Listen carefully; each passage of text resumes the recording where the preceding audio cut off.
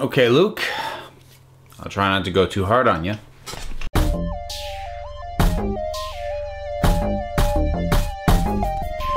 Luke Cage is back, season 2. So I am, at the time of this recording, 6 episodes in. So generally with these things being 13 episodes long, I like to break about at roughly the halfway point and give my assessment up to this point, and so that when I do a review after having seen the back end, I can focus on how it wraps up. So, quick recap on my feelings about the first season of this, because I reviewed that back when I had a fraction of the subscribers that I have right now. The first season of Luke Cage lost me halfway through. Basically, at the point at which, spoilers for the first season, spoilers for the first 6 episodes of this, too, eventually, when I get there, but definitely for the first season right now, when they killed Cottonmouth at the halfway mark. Now, the way in which he was killed was epic and awesome and probably the best thing in the entire show. And then they brought in a secondary villain named Diamondback, and who was nowhere near as compelling. They had spent all this time building up Cottonmouth and then killed him. They spent almost no time actually building up Diamondback. They just had him mentioned occasionally as like, oh, he's a guy who exists. Then he shows up and they try to have all this weird pathos and history between him and Luke Cage, and none of it rang true. And the final fight was a complete wet squib of a thing. So I really felt that the first season of Luke Cage fell apart in its second half. So how is the first half of season 2 so far? It's a bit slow. It's reminding me of The Punisher, which folks may recall I gave up on after 5 episodes. I'm not giving up on Luke Cage, but if I didn't already like most of these characters, it would be in danger of me giving up on it. So that's not good. The problem is they seem to have really adopted from the comic books the decompressed storytelling thing. They take 3 episodes to accomplish what most TV shows would do in 1 episode. And I don't think they do it for any reason other than it feels like the approach is they sat down and go, here's the story for the season. How do we stretch this out to 13 episodes? And they end up going, well, crap, this is probably an 8-episode story. And then they just stretch all over the place. Now, so far, none of that stretching has involved characters just being killed outright for new people to be crowbarred in and progressing the story that way. I did get nervous in episode 6 when there was a showdown between a couple of characters that made me thought, oh god, are they about to do the same thing that they did last season? They didn't, so props to that. But before I get into anything else, because I have a feeling I'll probably be nitpicking a bit, Mike Colter in this part is great. He's always been great. He was great when he showed up in Jessica Jones. He was great in The Defenders. He's great in the first season of this. He is a really good Luke Cage. He's awesome. Mariah Dillard as a character who I like, but I feel like her story is one of those ones that they are really dragging out her whole arc over more, and they've got slow motion for her whole storyline. And so Shades ties into that. And Shades is a character I really like. That said, I'm going to mention this now in case I forget it later. There is a scene between him and a new character named, I believe it's Comanche. Then they have this episode, this quiet scene between just the two of them in episode 6 that I love. I can't explain what it is without getting into spoilers. Not that it's like a major plot point, but I mean, it's 6 episodes in.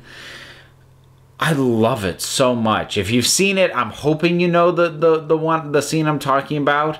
And I don't know how it'll get played in later episodes. I'm hoping not badly, because for the scene itself, man, I love it. It's great. And Shades was a character who I really liked in the first season, because I liked the whole sort of angle he seemed to have going, you know, jumping from Cottonmouth, Diamondback, Mariah, and just sort of leaping on where he thinks there's potential. I question, because they seem to be playing a very genuine affection between him and Mariah, and I don't feel like that's been properly justified. on his end, so I'm not entirely sure I'm following why he is seems to be developing that level of feeling towards her, other than, you know, they're a man and a woman who share a whole lot of scenes in a TV show, and apparently that's the law. But I'm a little nervous about that. But overall, I still like him as a character. Misty's back. Misty's awesome. Misty was always awesome. Claire is good for as long as she sticks around. She's not around as much as I would have hoped. But she and Mike Coulter have really good chemistry. Rosario Dawson's great in this part. She's been great since Daredevil. So, and Rosario Dawson's one of those actors who's good in everything, even if it's a bad thing that she's in. She's still good. She was even good in Iron Fist. That's how good she is. As far as other characters go, you know, you got a whole bunch of supporting characters come back. I feel like other characters from other Marvel Netflix shows were better integrated, and their cameos felt less forced. So the scene in which Misty is... there's a couple of scenes that Misty has with Colleen. That's another highlight, actually. Their stuff together is really good, and it feels natural, feels organic, how they come to have those scenes together, and they work great off each other. Foggy shows up, and his part in it, again, feels very organic, feels very true to the character, and feels very unforced. So I am liking that this show, more than any other, seems to have really settled into a sense of casualness with the connections to the other Netflix shows, and I think that's a good thing. So I'm down with all that. The new villain, Bushmaster, he made a heck of a first impression. He made a solid debut. He then did something pretty neat following that, and then he's just kind of moving really slowly. Like, for a guy who seemed to come into the story swinging, he seems to now just have backed in the corner and, like, he's biding his time, and I don't know why. Well, I mean, you know, 6-episode things picked up a little bit. I'm not entirely sure how we got from him, you know, just hitting the ground running to him sort of just scheming. They seem to be at odds. There seems to be two different things going on there. And again, it feels like the sort of thing forced onto it by the fact that they have to stretch this out into 13 episodes. I'm not sure I've got too much else to say. I mean, for having now watched almost 6 hours of television, I have surprisingly little to say, because a lot less has happened than I would have expected or would have hoped would have happened in that amount of time on a TV show. So, I mean, that said, the pacing is at least steadily moving forward. Because, like, in season 1, after they killed Cottonmouth, it wasn't just that, like, things slowed down. It was like things came to a grinding halt and then had to restart. Nothing like that has happened. So even though the pacing is not what I would like it to be, it is all moving forward at the very least. Nothing has felt like a major backstep. Although, with Luke, maybe it's been too long since I've seen season 1. I don't remember him having anger issues to the degree that I'm seeing here. And they seem to be leaning on that a fair bit to move some of the plot points forward. And I'm not entirely sure how I feel about that, because it feels unjustified. But you know, there are some interesting things at play when characters actually talk about the roots of their power or their influence, or why they act the way they act. And I think there's some decent commentary going on there. I found it especially interesting with Mariah sort of talking about not being ashamed to use the illicitly gained funds that her family came by for their initial power.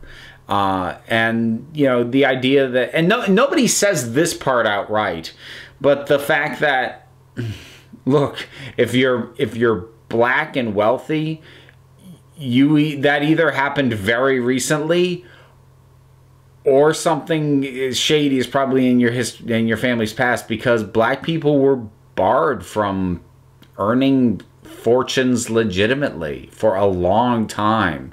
So, you know, the fact that Mariah comes from a family that even two whole generations back were significantly powerful, yeah, that's kind of how they were going to get there.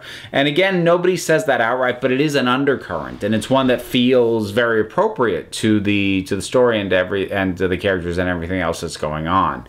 I'm not sure how much of themes of those sorts of things I'll dive into, just because I feel like I don't really have as firm a grasp, and certainly not a personal point of reference that other people might, but like that was one that I feel like I think I see what the show's doing there, and I like it. So that one I wanted to bring up specifically. I think that's about it, though. I mean, it's pretty good so far. It's lacking like a real oomph to it. There hasn't been, and the Netflix shows are still shooting some of these scenes way too dark.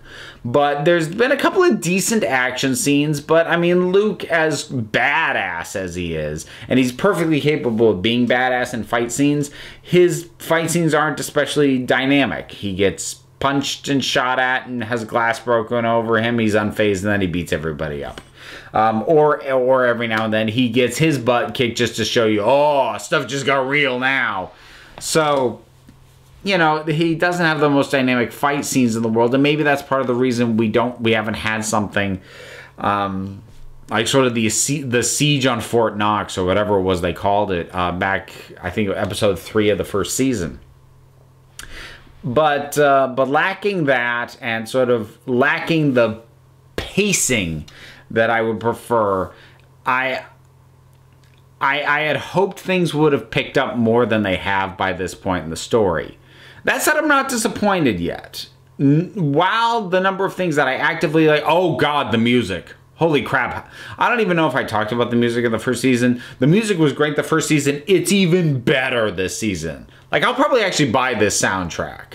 And like, a fair amount of the music is music that isn't normally what's on my radar, but this is good stuff. Okay, can't believe I almost forgot to mention that. But yeah, I think that'll about do it. It's solid so far. There's nothing actively ticking me off about it, like had already happened with season 2 of Jessica Jones by this point. So, you know, there are things that I'm nervous about in terms of whether or not the show will sort of, you know, get them, you know, have them pay off and get them moving better. But as of right now, it's solid. I want to see how it sticks the landing, because back ends of seasons have been the weak parts of these Netflix shows for the most part. So we'll see what happens. First 6 episodes of Luke Cage. I think I managed to do that pretty spoiler-free. I think I'll even put that in the title. Have you seen them? What did you think about them? Whatever your thoughts are, drop something down in the comments. Let's talk about it. Feel free to talk spoilers for these 6 episodes. Not for any of the ones later, though, if you could. But there's all the stuff that you can do. Support me on Patreon, follow me on Twitter, listen to my podcast, buy a t-shirt, send me stuff to my P.O. box. Links for all this stuff is down in the description. So until next time, this council is adjourned.